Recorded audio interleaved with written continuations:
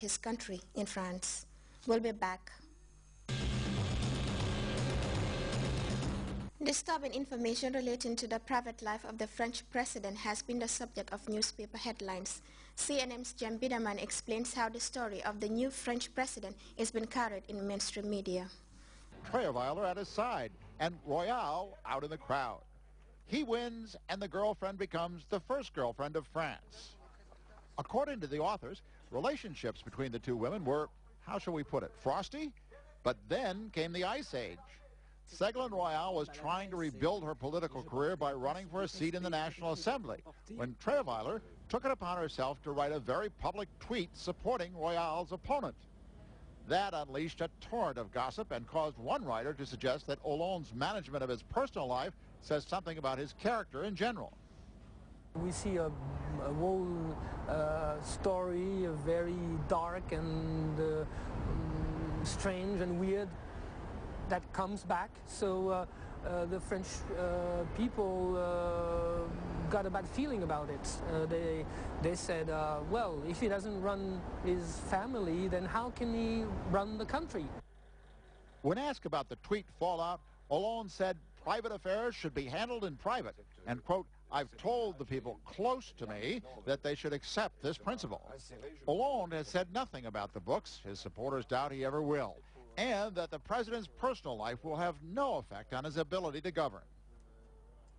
For him, the total and strict separation of the private life and the public one is a principle of life. So when this principle was attacked by tweets, by words, by declarations, he was the first person to say, remember, I have a principle, and this principle is this separation. Nonetheless, some insist the saga is not over. Author Sylvain Courage speculates that it's not impossible Hollande could even go back to his first companion, Royale. But for the moment, she just gets the pucks on the cheeks. Trierweiler gets the kiss on the lips. Jem Biderman, CNN, Paris. The Ivorian musical sensation has been painting a positive image of his country in France during a promotional trip after he was recently nominated to serve as UNICEF Goodwill Ambassador. A CFO of the Magic system has been instrumental in helping disadvantaged children. We have more in this report. Lovers know Asalfo as the lead singer of Côte d'Ivoire's famous group Magic System. But he's also known for his efforts to help disadvantaged children in his country. For example, he helped build a school in Anoumabo, a suburb of Abidjan. Asalfo has just been named UNESCO Goodwill Ambassador. He joins the ranks of such prestigious predecessors as Charles Aznavour, Nelson Mandela, and Herbie Hancock. Asalfo has worked a great deal on literacy and access to education in his country, so it was natural that we give him a more universal mandate. Asalfo was informed of UNESCO's decision last month, but the official ceremony took place Thursday in Paris. He appeared very moved when he received his mandate from the hands of UNESCO's director.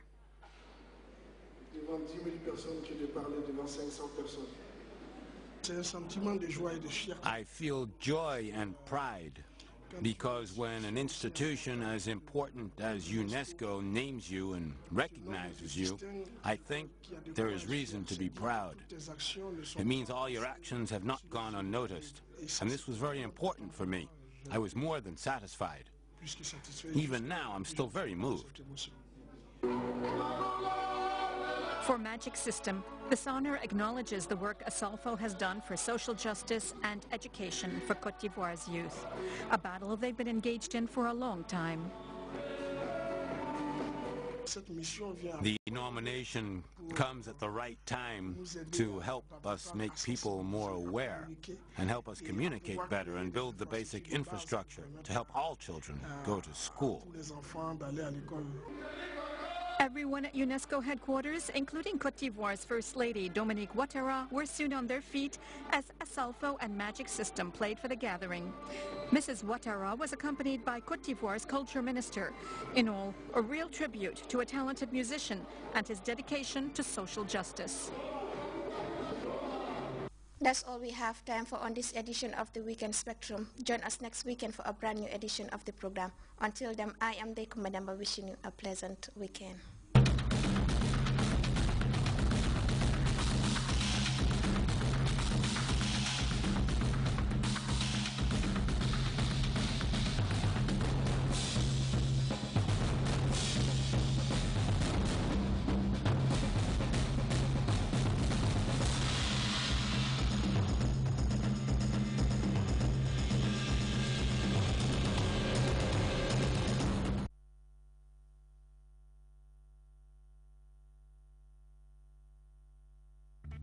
Who is Gambia's funniest comedian who can get people laughing and has the humor that cuts across? Damane, kan mo am fit pour tahaw live? Re loma nga re. Ñepp dal di hahatay. All you have to do is to text comedy, C-O-M-E-D-Y on 2020 200, 30 30 300, 60 60 600 and 999 0909. Participants are invited in Mandinka, Wolof and English. Gambia's funniest coming soon. Just text and we will call you back.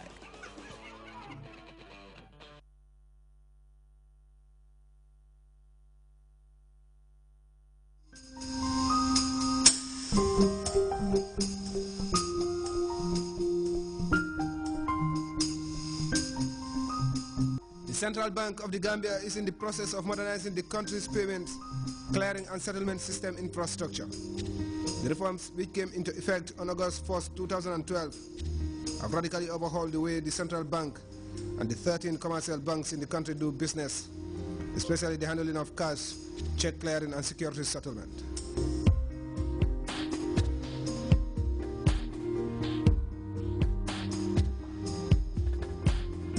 Payment systems, as you may know, facilitates transactions in an economy.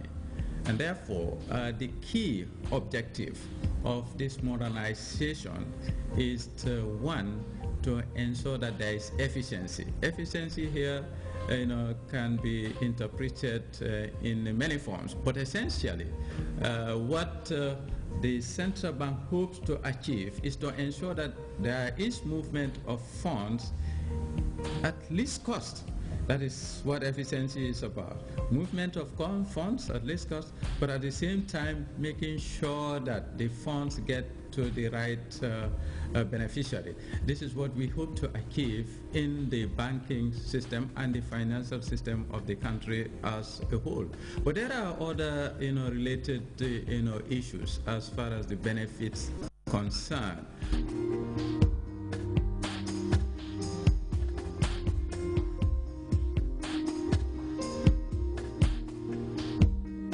It is part of a regional payment system initiative and is also an integral part of the prerequisites towards an effective West African monetary integration.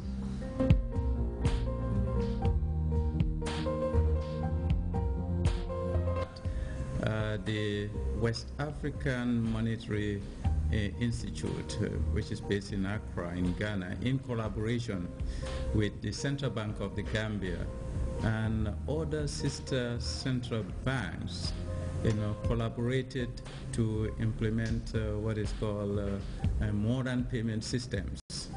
This is essentially to modernize the payment systems in these three countries, and they are four countries rather, namely the Gambia, Sierra Leone, Guinea, and Liberia. The Gambia was chosen as the pilot site, and this project, for your information, is funded by the African Development Bank. So for the past 2 years, the central bank has been modernizing its payment systems.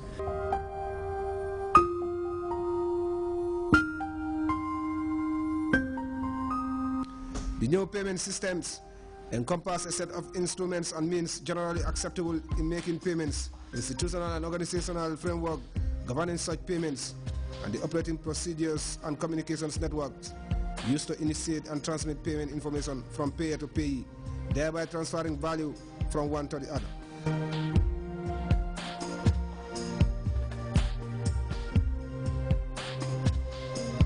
The payment systems is a set of instruments a set of procedures, rules, and the institutional framework